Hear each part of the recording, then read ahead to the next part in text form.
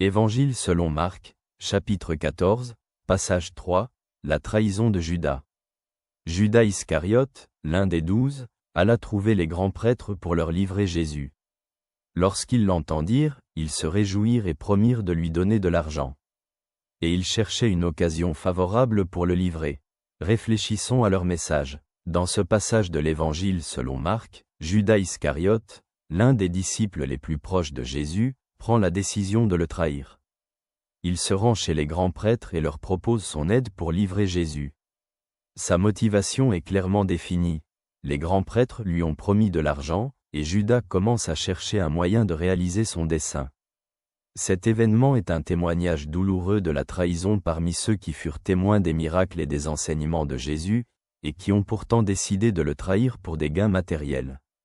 La trahison de Judas est l'un des moments les plus dramatiques de l'Évangile, montrant combien on peut facilement être tenté par la cupidité et le matérialisme, même lorsque l'on entretient une relation proche avec Jésus. Judas, bien qu'il ait été témoin de puissants miracles, malgré les paroles et les enseignements de Jésus, n'a pas su percevoir les valeurs qui surpassent les biens matériels. Sa trahison devient un symbole non seulement de déchéance personnelle, mais aussi un avertissement sur les pièges de l'égoïsme, de la cupidité et du manque de fidélité aux véritables valeurs. Ce passage nous appelle à réfléchir sur nos propres choix et décisions. À quelle fréquence permettons-nous aux tentations du monde, au matérialisme ou à la cupidité d'influencer notre fidélité à Dieu? Judas montre que la trahison de Jésus ne concerne pas seulement ceux qui sont éloignés de lui, mais aussi ceux qui ont accès à ses enseignements, qui sont proches de son cœur.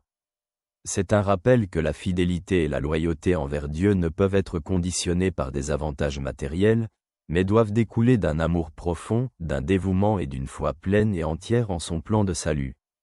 La trahison de Judas nous rappelle également la liberté de choix.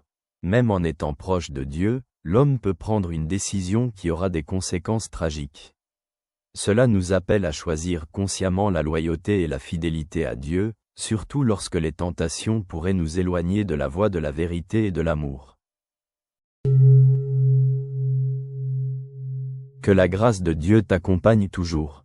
Ton ami te salue.